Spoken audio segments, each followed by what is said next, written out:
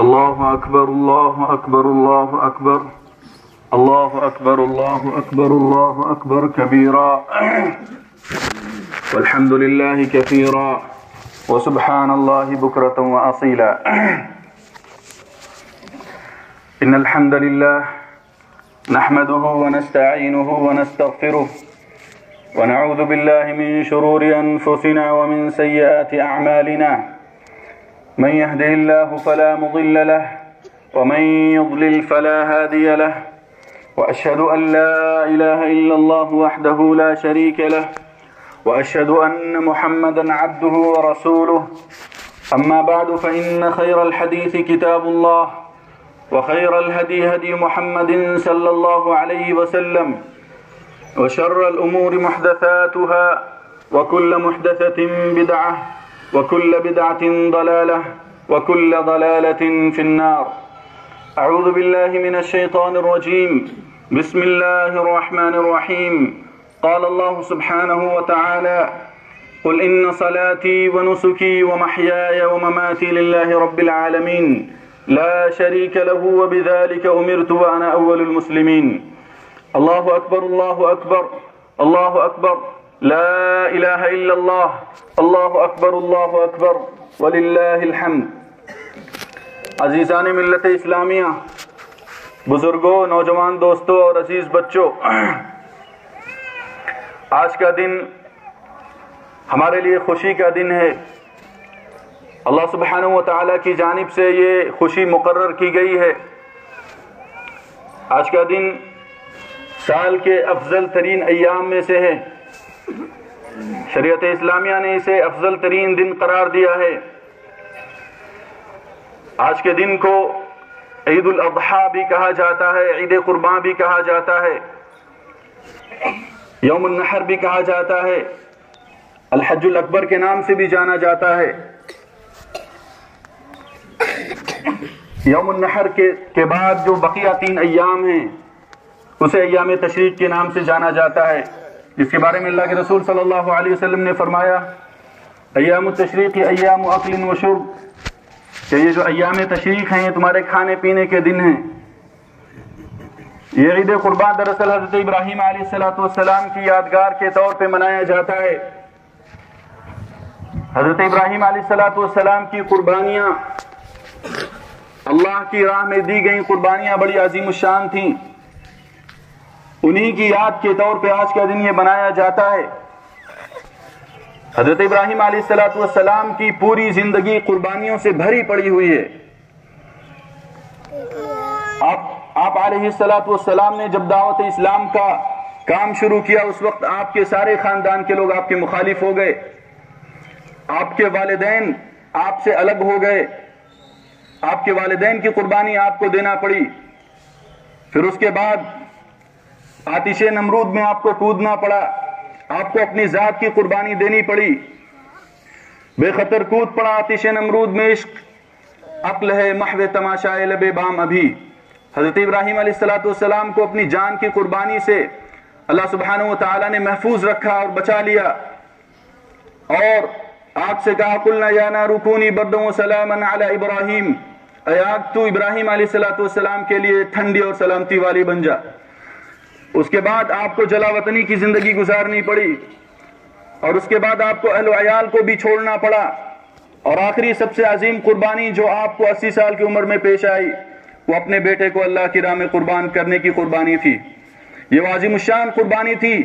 کہ جس کو اللہ سبحانہ و تعالیٰ نے رہتی دنیا تک کے لیے قائم کر رکھا،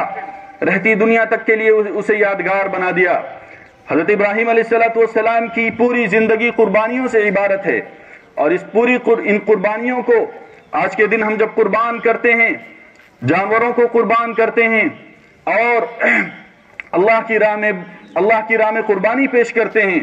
تو دراصل حضرت ابراہیم علیہ السلام کی یاد تازہ کرتے ہیں۔ اور جب ہم قربانی پیش کریں تو حضرت ابراہیم علیہ السلام کی ان قربانیوں کو اپنے ذہنوں میں رکھیں، اور یہ یاد رکھیں کہ ہمیں اللہ سبحانہ و تعالیٰ سے یہ عہد کرتے ہوئے قربانی کریں کہ حضرت ابراہیم نے جس طریقے سے اپنے آپ کو اللہ کی راہ میں قربان کر دیا تھا، उसी तरीके से हमें भी अगर जरूरत पेश आई और हमको भी अल्लाह सुब्हानहू व तआला ने कुर्बानी मांगी तो हम भी अल्लाह सुब्हानहू व तआला के सामने कुर्बान होने से दरेग नहीं करेंगे। अपने आप को कुर्बान करना, अपने नफ्स को कुर्बान करना, अपनी अना को कुर्बान करना, अपने वक्त को कुर्बान करना और उन बहुत सारी चीजों को कुर्बान कर देने का नाम भी कुर्बानी है, जो कुर्बानी के अलावा जिनको हम जानते हैं।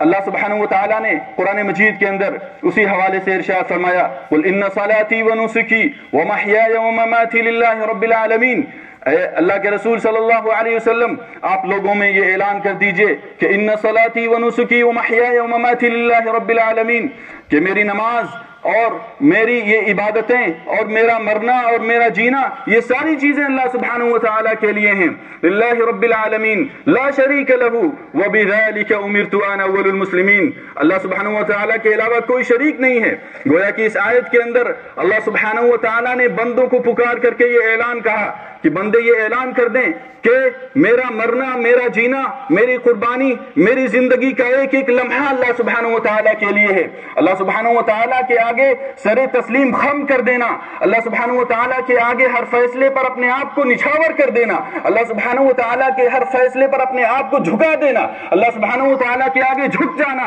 उसके हर फैसले पर अपने आप को कुर्बान कर देने, इसी का नाम कुर्बानी है। अगर हम कुर्बानी करते वक्त ये जज्बा अपने अंदर पाते हैं तो हमारी कुर्बानियां अल्लाह सुब्हानहू व तआला के वहां मकबूल होंगी। वरना अगर हमारे अंदर ये जज्बा पैदा नहीं होता है तो ये आप याद रखें कि इस तरह की कुर्बानियां सिर्फ खून बहा देने से काम नहीं चलेगा, बल्कि हम अपने आप को इन जज्बात से लैस होकर अल्लाह सुब्हानहू व तआला के आगे कुर्बान करें। उसके बाद अल्लाह सुब्हानहू व तआला ने कहा कि तौहीद का ऐलान कर दिया जाए, ला शरीक लहू व बिज़ालिक, अल्लाह सुब्हानहू व तआला ही इस कायनात के अंदर इबादत के लायक है, और शिर्क से बरात का ऐलान कर दिया जाए, ये ऐलान कर दिया जाए, आज के दिन ये ऐलान कर दिया जाए कि तमाम माबूदान बातिला ये सारे के सारे बातिल हैं, इनकी परस्तिश नहीं की जा सकती, इनकी इबादत नहीं की जा सकती। अल्लाहु अकबर, अल्लाहु अकबर, ला इलाहा इल्लल्लाह वल्लाहु अकबर, अल्लाहु अकबर वलिल्लाहिल हम्द। ये पहला दर्स था जो हज़रत इब्राहीम अलैहिस्सलाम की जिंदगी से हमें मिला, वो ये कि अपने आप को कुर्बान कर देने का जज्बा हमारे अंदर पैदा होना चाहिए। अल्लाह सुब्हानहू व तआला के हर हुक्म के सामने सरे तस्लीम खम कर देने का जज्बा अपने अंदर पैदा होना चाहिए।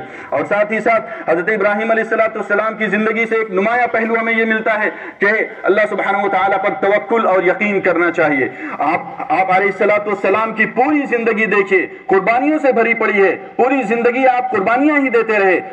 अल्लाह के सामने, अल्लाह के हर फैसले के सामने अपने आप को झुकाते रहे। अल्लाह सुब्हानहू व तआला तमाम मुश्किलात आई, उसके बावजूद आपने अपने आप को अल्लाह पर तवक्कुल कायम रखा, अल्लाह पर भरोसा कायम रखा। आज उम्मत इस्लाम जिन हालात से दो चार है और उम्मत इस्लाम के अंदर जिन मुश्किलात का सामना है, उन मुश्किलात को सामने रखें और हज़रत इब्राहीम अलैहिस्सलाम के इस अज़्म को और इस हौसले को आप अपने सामने रखें कि हज़रत इब्राहीम अलैहिस्सलाम ने किस तरह से अल्लाह सुब्हानहू व तआला पर अपना एतमाद, अपना तवक्कुल और अपना भरोसा बरकरार रखा, कभी भी अपने आप को मायूस नहीं होने दिया। अल्लाह के रसूल हज़रत इब्राहीम की जिंदगी के अंदर हमारे लिए नुमाया पहलू है कि हम हालात चाहे जिस तरह की भी हो जाएं, हालात कितने भी मुखालिफ हो जाएं, हालात कितने भी खतरनाक सूरत इख्तियार कर लें, मगर हमको सब्र का दामन हाथ से नहीं छोड़ना है, अज़्म का दामन हाथ से नहीं छोड़ना है, मायूसियों को गले नहीं लगाना है, बल्कि हिम्मत और हौसले के साथ जिंदगी गुजारनी है। हिम्मत और हौसले के साथ, इबादतों के साथ, अल्लाह से तक़वा के साथ, अल्लाह से जुड़ करके अपनी जिंदगी को गुजारना है। ये हज़रत इब्राहीम अलैहिस्सलाम की जिंदगी में हमें मिलता है। अल्लाहु अकबर, अल्लाहु अकबर, ला इलाहा इल्लल्लाह वल्लाहु अकबर, अल्लाहु अकबर वलिल्लाहिल हम्द। किसी भी इबादत के लिए सबसे अव्वलीन शर्त और सबसे बुनियादी शर्त इखलास है। अगर हमारे अंदर, हमारे कामों के अंदर, हमारी इबादतों के अंदर, हमारी रियाजतों के अंदर, हमारे नेक कामों के अंदर इखलास नहीं पाया गया तो हमारी कोई भी नेकी, हमारा कोई भी अच्छा काम अल्लाह की बारगाह में कबूल नहीं हो सकता है, जब तक कि अपने अंदर इखलास ना पैदा करें। और इखलास का मतलब ये होता है कि खालिस अल्लाह सुब्हानहू व तआला की रजा जुई, खालिस अल्लाह सुब्हानहू व तआला की मोहब्बत और उसकी वारफ्तगी और उसके इश्क और उसकी चाहत में अपने आप को कुर्बान कर दिया जाए, और उसकी चाहत के अलावा कोई और चाहत शामिल ना हो, कोई दुनियावी मनसिब चाहत शामिल ना हो, कोई दुनियावी लालच शामिल ना हो। ये इखलास का मतलब ये होता है।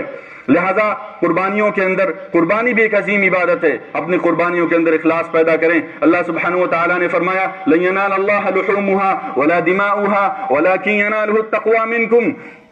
یہ جو قربانی تم کرتے ہو اس کے گوشت اور اس کے خون اللہ سبحانہ و تعالیٰ کی بارگاہ میں نہیں پہنچتے ہیں. یہ اللہ سبحانہ و تعالیٰ کی بارگاہ میں تمہارے پہنچائے ہوئے خون نہیں پہنچتے ہیں اور نہ تمہارے گوشت پہنچتے ہیں. اللہ سبحانہ و تعالیٰ کے وہاں تمہارے دلوں کا اخلاص پہنچتا ہے, تمہارے دلوں کا تقویٰ پہنچتا ہے, تمہارے دلوں سے اللہ سبحانہ و تعالیٰ کی محبت پہنچتی ہے. اگر تمہارے اندر اخلاص ہے اور تمہارے اندر اللہ کا تقویٰ ہے,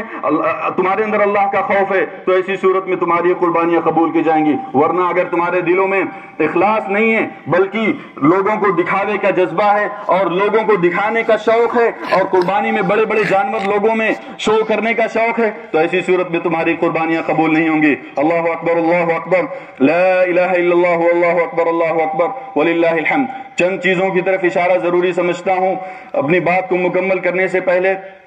سب سے پہلی چیز یہ ہے کہ شریعت اسلام نے ہمیں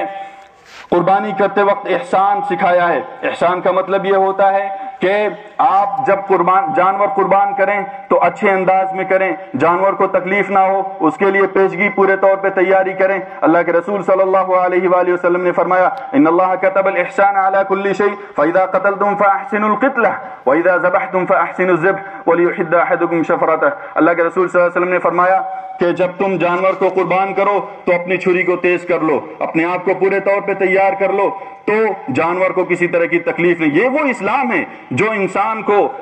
تو کجا جانوروں کے ساتھ اچھا سلوک کرنے کا برتاؤ کرتا ہے, جانوروں کے ساتھ بھی بھلائی کا برتاؤ کرنے کا حکم دیتا ہے, تو انسانوں کے ساتھ کتنا حکم دیتا ہوگا. اور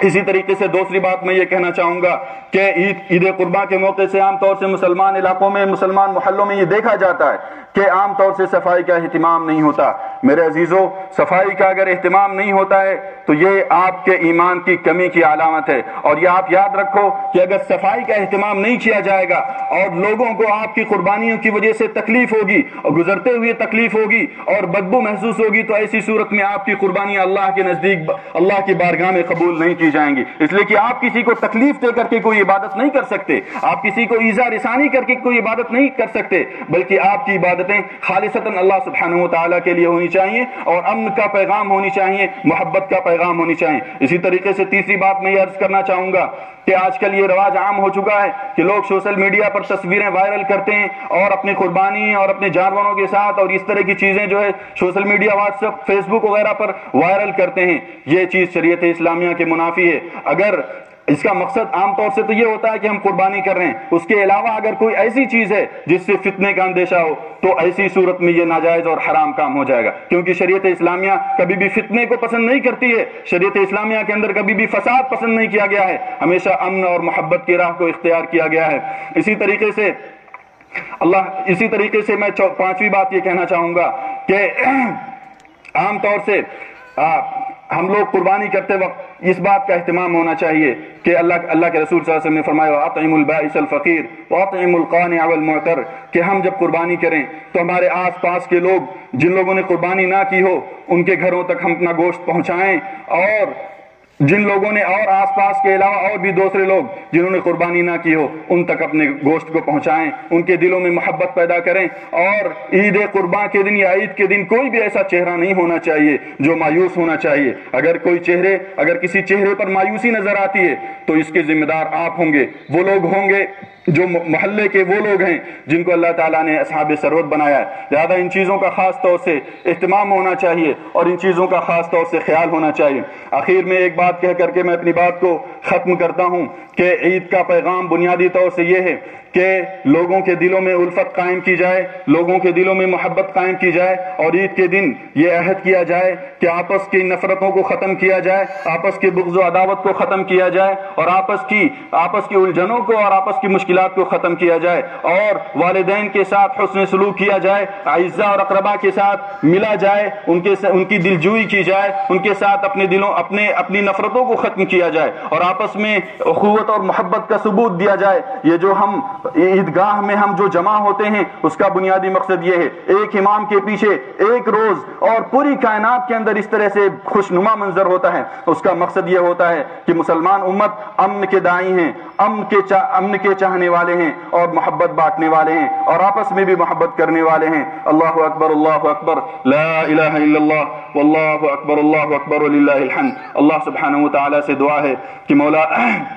ہم تمام لوگوں کو اس عید قرباں کے ہم تمام لوگوں کے لیے اس عید قرباں کو امت اسلام کے لیے خیر کا باعث بنائے اور تمام دنیا کے اندر امن اور شانتی پیدا کر دے، ہمارے ملک کے حالات کو درست فرما دے، ہمارے ملک کے اندر جو